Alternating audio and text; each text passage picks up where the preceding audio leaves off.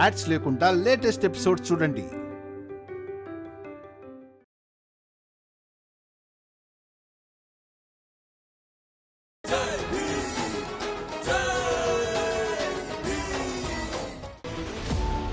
నాకేమనిపిస్తోందంటే judge గారు ఇక్కడ హాస్పిటల్కి వచ్చి మనం చెప్పింది వింటే గనక అప్పుడు ఆయన మన దుఃఖాన్ని బాధను బాగా అర్థం చేసుకోగలుగుతారని. కానీ భీమ్, చట్టానికి భావాలతో ఏం సంబంధం? నిజానికి ఏమనిపిస్తుందంటే చట్టం ఎంత కఠినంగా ఉంటే అంత ఎక్కువగా జనాలకు న్యాయం లభిస్తుంది. అదేం లేదు ఆనందన్నయ్య. చట్టం ఉన్నది ఎవరి కోసం? కుర్చీ, గుమ్మం, మేజాబల్ల ఇలాంటి జీవం లేని వాటి కోసం కాదు చట్టం ఉన్నది. ఇక చట్టం శిక్ష విధించడంతో పాటు మందు రాసే పని కూడా చేస్తుంది. ఇక మన ఈ కేసులో అయితే అన్నింటికంటే దృఢమైనవి భావాలు మాత్రమే. ఇకపోతే ఈ హాస్పిటల్లోని అధికారులు, డాక్టర్లు, నరోత్తమ్ జోషి, ప్రచండదేవ్, డేవిడ్ వీళ్ళందరూ మన వాళ్ళందరి ప్రాణాలతో ఆడుకున్నారు కదా. ఇక ప్రాణం కంటే భావనాత్మకమైంది ఇంకేముంటుంది? అందుకే నేను నిర్ణయించుకున్నాను, రేపటి కేసు నేను మనోభావాల ఆధారంతో వాదిస్తాను.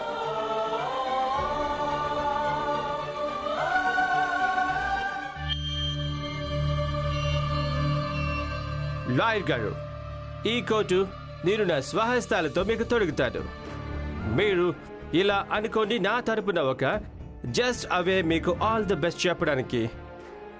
ప్లీజ్.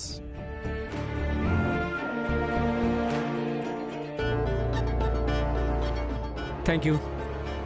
వెల్కమ్. సాహెబ్ గారు, ఇదేంటి సాహెబ్ గారు, మీరు ఇంకా ఇక్కడే ఉన్నారా? కోర్టు హియరింగ్కి టైం ఉన్నప్పుడు ముందే వెళ్ళేం చేస్తాం? ఇక ఎవరికి ఓడిపోతామన్న భయం ఉంటుందో వాళ్లే కోర్టుకి ముందుకు వెళ్తారు. ఇక పదండి, బయలుదేరదాం. పదండి పదండి ప్లీజ్.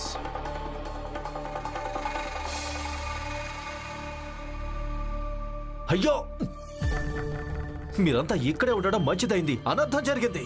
ఏమైంది? జడ్జి గారు ఏం నిర్ణయించారంటే ఇప్పుడు హాస్పిటల్లోనే న్యాయస్థానం ఏర్పాటు చేసి అక్కడే తీర్పిస్తారంట. చెప్పండి. హాస్పిటల్లో న్యాయస్థానమా? ఇదెలా సాధ్యమవుతుంది? ఇంతకీ జడ్జి ఇలాంటి నిర్ణయం ఎందుకు తీసుకున్నాడు? నేను చెప్తాను.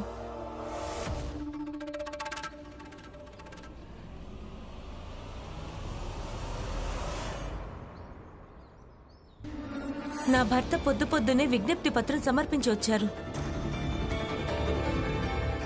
ఇప్పుడు మా లాయర్ జడ్జ్ దగ్గరికి వెళ్ళి ఏం చెప్తాడంటే తీర్పు కోర్టులోనే ఇవ్వాలని నిర్ణయం మారిపోతుంది. జడ్జి గారు తన నిర్ణయాన్ని మార్చుకోరు. ఎందుకంటే ఒకవేళ లాయర్ గారు జడ్జి గారిని ఇలా చేయమని చెప్తే జడ్జి గారు ఖచ్చితంగా అడుగుతారు, అది చోటు మార్చడం వల్ల మీరెందుకలా భయపడుతున్నారని. ఒకవేళ మీ పక్షాన న్యాయం ఉంటే మీకెందుకంత భయమని. ఇక దాంతో మీ కేసు బలహీనపడుతుంది. ఏమంటారు? నేనన్నది నిజమే కదా లాయర్ గారు? వెళ్ళొస్తా. ఇట్నుంచి వెళ్తుంటే మీ అందరికీ చెప్పెళ్దామని వచ్చాను. రమాబాయ్,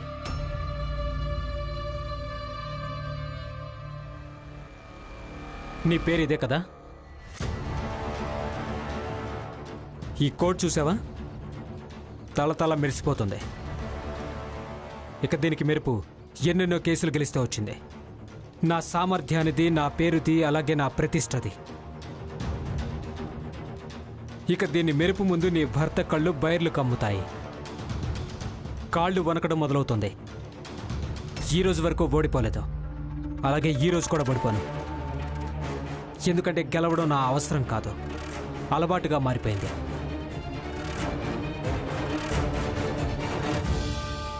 నా భర్త దగ్గర ఒక కోట్ ఉంది. అదేంటంటే మీ కోట్ అంత మెరుపులు చూడలేదు, కానీ చాలా పోరాటాలను చూసింది. గెలుపోటములను చాలా దగ్గరగా చూసింది. నా భర్త అదే కోర్టు వేసుకుని వాదిస్తారు.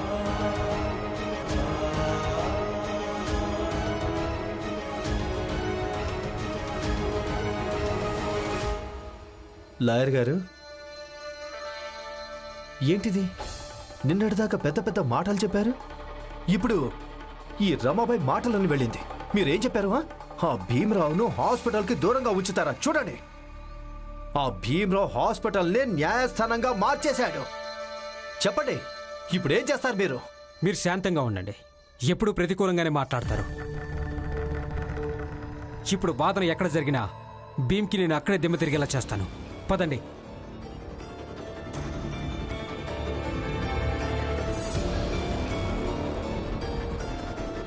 చూడండి, మీరంతా బెంగ పడకండి. నేను పూర్తిగా ప్రయత్నం చేశాను. ఏదో ఒక మార్గం దొరికే తీరుతుంది.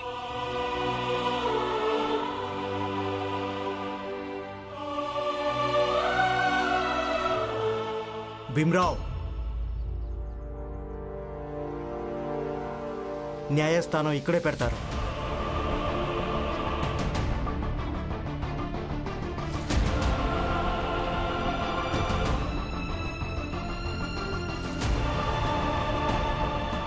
జడ్జి గారు కూర్చోవడానికి, అలాగే న్యాయస్థానం ఇక్కడ పెట్టడానికి ఏర్పాట్లు సరిగ్గా చేయి. అలాగే. నేను మీ అందరికీ చెప్పాను కదా, నేను పూర్తిగా ప్రయత్నం చేశానని. ఆ ప్రయత్నం ఇదే. నేను అర్జీ పెట్టుకున్నాను ఇక్కడ హాస్పిటల్లోనే న్యాయస్థానం ఏర్పాటు చేయాలని. ఎందుకంటే హాస్పిటల్ తెరవాలన్న ఏ నిర్ణయం అయితే ఉందో అది జడ్జి గారు ఇదే హాస్పిటల్లో చెప్పాలని.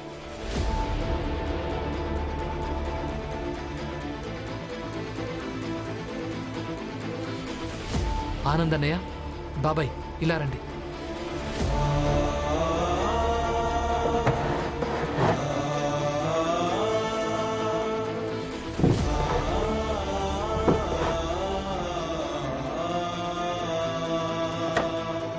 బాగుంది. న్యాయస్థానం ఇక్కడే ఏర్పాటు చేస్తే ఇక తీర్పు కూడా ఇక్కడే ఇస్తారు. ఇక వెంటనే అందరినీ మెడపట్టి బయటికి గెంటేయండి. డేవిడ్ సార్ ఈ పాటికి ఏదో ఒక ఏర్పాటు చేస్తుంటాడు.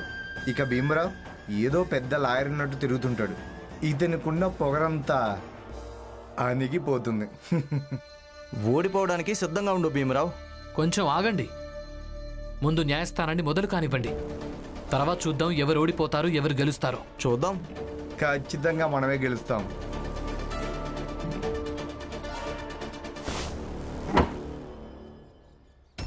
కోటేమైపోయింది?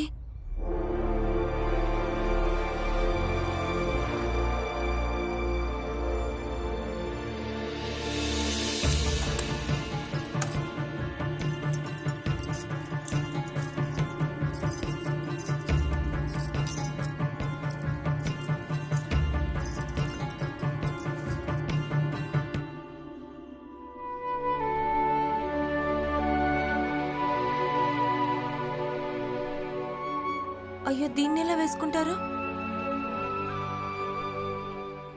ఈ కోట్ చూసావా? తల మెరిసిపోతుంది.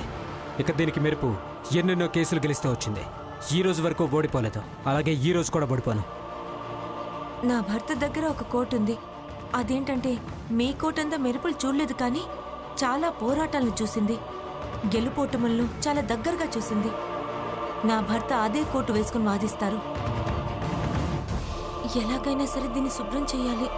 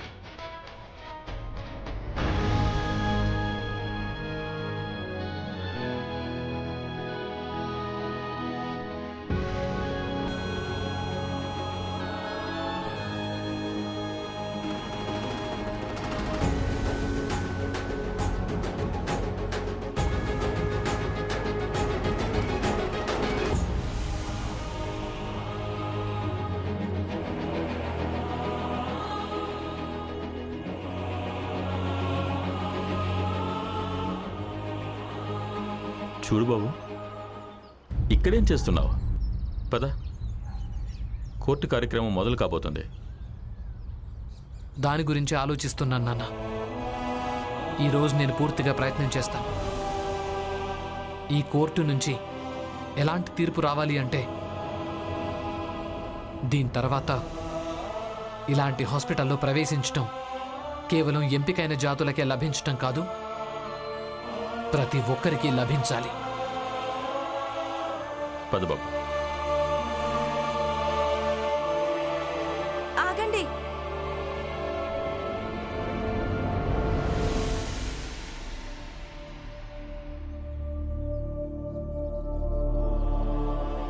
ఈ కోర్టు ఒక లాయర్ గారిది కాకపోవచ్చు, కానీ ఈ కోర్టు కూడా ఎన్నో పోరాటాలు చూసింది. తీసుకోండి మామయ్య, తొడిగించండి. నువ్వే తొడిగించు. నాకంటే ఎక్కువగా కోటు తొడిగే అవకాశం నీకే లభించడం మంచిది. కానీ మామయ్య, తొడిగమ్మా.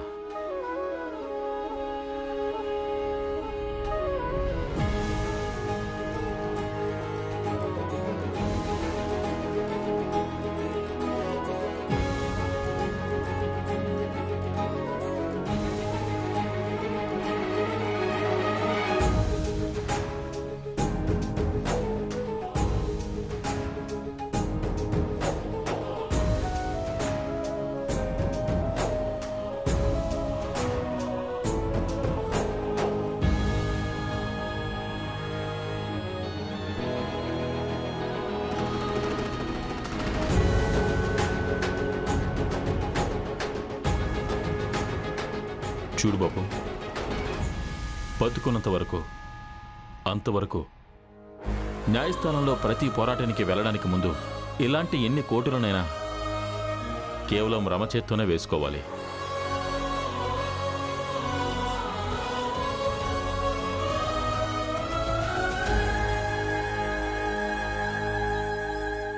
జడ్జి గారు, నేనొక లాయర్ని కాదు. అందుకే నేను చెప్పాలనుకుంది ఒక సాధారణ పౌరునిగా చెప్పాలనుకుంటున్నాను. అనుమతిస్తున్నాను. ఇక ఈ కేసులో వాదనలు మొదలు పెట్టండి. సార్, ఇది చాలా సాధారణమైన విషయమే, కానీ ఈ విషయం అతనికి అర్థమే కావడం లేదు. సార్, హాస్పిటల్ సమాజంలో ఒక భాగం. మీకు తెలిసినట్టుగానే సమాజంలో వర్ణాలున్నాయి, జాతులున్నాయి. అందుకే ఈ హాస్పిటల్ మీద కూడా జాతి వర్ణాల ప్రభావం ఉంది. అది సమంజసమే కూడా. కానీ భీమ్రావ్ ఏమో ఈ విషయం వినడానికి సిద్ధంగానే లేడు. ఇతని నమ్మకం ఏంటంటే హాస్పిటల్లో వైద్యం అందరికీ సమానంగా జరగడం మంచిదని. కానీ వాస్తవం ఏంటంటే సమాజంలో అందరూ ఒకేలా లేనప్పుడు ఇక సమాజంలో ఉన్న సంస్థలు ఒకేలా ఎందుకుంటాయి?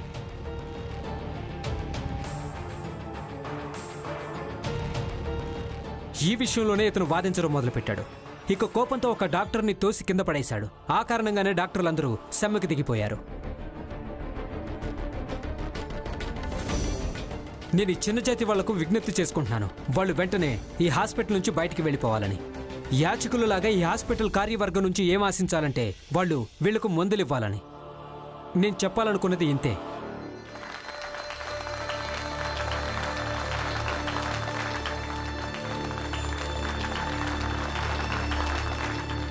Order, order. జడ్జి గారు, మొదటి విషయం ఏంటంటే నేను డాక్టర్ గారిని తోసి కింద పడేశానని ఈయన అబద్ధం చెప్తున్నారు. మీరు దీని మీద విచారణ చేయించవచ్చు. నిజం మీకే తెలిసిపోతుంది. ఇక రెండో విషయం, లాయర్ గారు, మీరు చెప్పినట్టుగా చికిత్స ముష్టి కానే కాదు, చికిత్స ఒక హక్కు అవుతుంది. లాయర్ గారు, మీరు చెప్పినట్టుగా ఈ హాస్పిటల్ సమాజంలో ఒక భాగం కాబట్టి ఇక అందుకే సమాజం ఎలా ప్రవర్తిస్తుందో, సమాజం ఎలా అయితే వ్యవహరిస్తుందో అదే విధంగా ఈ హాస్పిటల్ కార్యవర్గం కూడా వ్యవహరిస్తుందని మీరన్నది అదే కదా? అయితే నేను కోర్టునే ఒకటే ప్రశ్నిస్తున్నాను జడ్జి గారు, మరైతే ఈ హాస్పిటల్ బయట హాస్పిటల్ అనే బోర్డు ఎందుకు పెట్టారు? హాస్పిటల్ సమాజంలోని ఒక భాగమే అయితే మరిలా వైద్యం చేయడం కోసం ప్రత్యేకంగా చోటు ఏర్పాటు చేయాల్సిన అవసరం ఏంటి?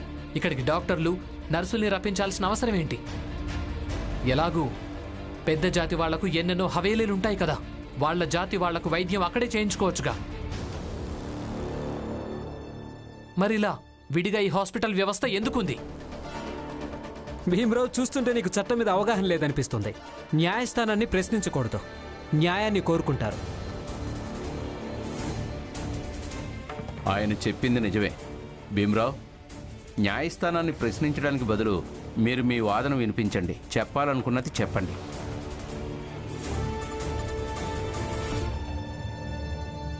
కేసు అయిపోయింది భీమరావు. వెళ్ళి బాగా చదువుకో. తర్వాత కేసు వాదించడానికి రా. కేసు ఇంకా అయిపోలేదు లాయర్ గారు.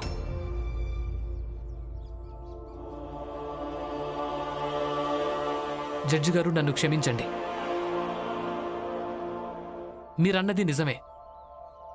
కోర్టులో ప్రశ్నలు వేయటం జరగదు, న్యాయాన్ని కోరటం జరుగుతుంది. హితేష్ బాబాయ్, జనార్దన్ బాబాయ్, జోకు బాబాయ్, పులియా పిన్ని, దలియా అమ్మ, మీరందరూ కాసేపు నిలబడండి.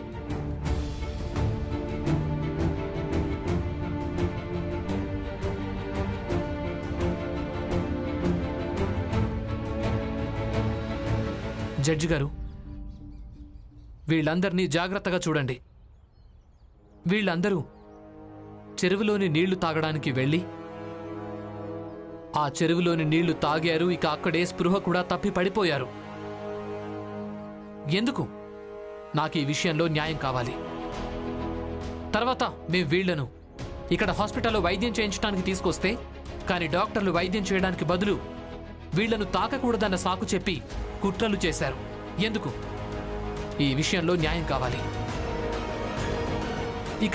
ఇప్పుడు వీళ్ళందరూ స్పృహలోకి వచ్చారు. అయినప్పటికీ వీళ్లకు తీవ్రమైన జ్వరాలున్నాయి. కానీ ఇప్పటికీ ఒక్క డాక్టర్ కూడా వీళ్లకు వైద్యం చేయడానికి సిద్ధంగా లేడు. ఎందుకు? నాకు ఈ విషయంలో న్యాయం కావాలి.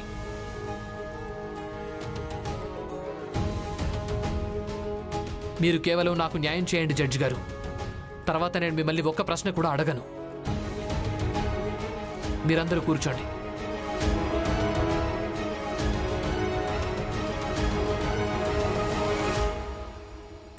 కానీ సార్, వీళ్ళు కేవలం 6 ఉన్నారు. ఒకవేళ న్యాయస్థానంలో సామాజిక కట్టుబాట్లకు వ్యతిరేకంగా వీళ్ళందరికీ వైద్యం జరిపిస్తే అప్పుడు పెద్ద సంఖ్యలో పెద్ద జాతి వాళ్ళు హాస్పిటల్కి రావడం మానేస్తారు.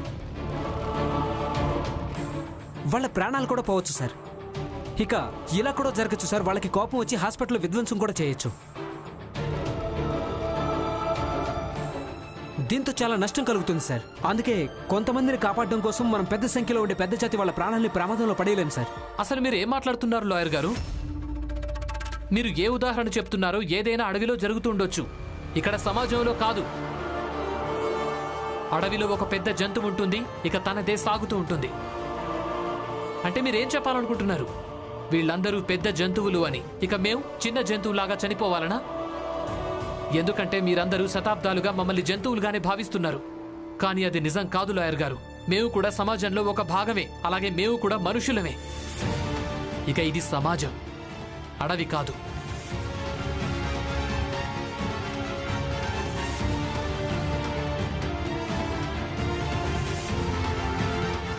జడ్జి గారు, ఇక ఇప్పుడు కోర్టే నిర్ణయించాల్సి ఉంటుంది. భవిష్యత్తులో ఈ సమాజంలాగా సాగుతుందో, సమాజంలాగా ఉంటుందో, లేకపోతే అడవిలాగా మారి మిగిలిపోతుందో. హాస్పిటల్లో ఏ డాక్టర్ ఉన్నాడో తను కూడా ఈ సమాజంలో ఒక భాగమే. ఒకవేళ వాళ్లకు మిమ్మల్ని తాకడానికి ఇబ్బందిగా ఉంటే ఇక వాళ్ళు మీకు వైద్యం ఎలా చేస్తారు? ఇక్కడ మీ అందరికీ వైద్యం ఎప్పుడు సాధ్యమవుతుందంటే మొత్తం సమాజం మార్చిన తర్వాత, లేదా మీ జాతిలో ఒక డాక్టర్ని పుట్టించుకోండి.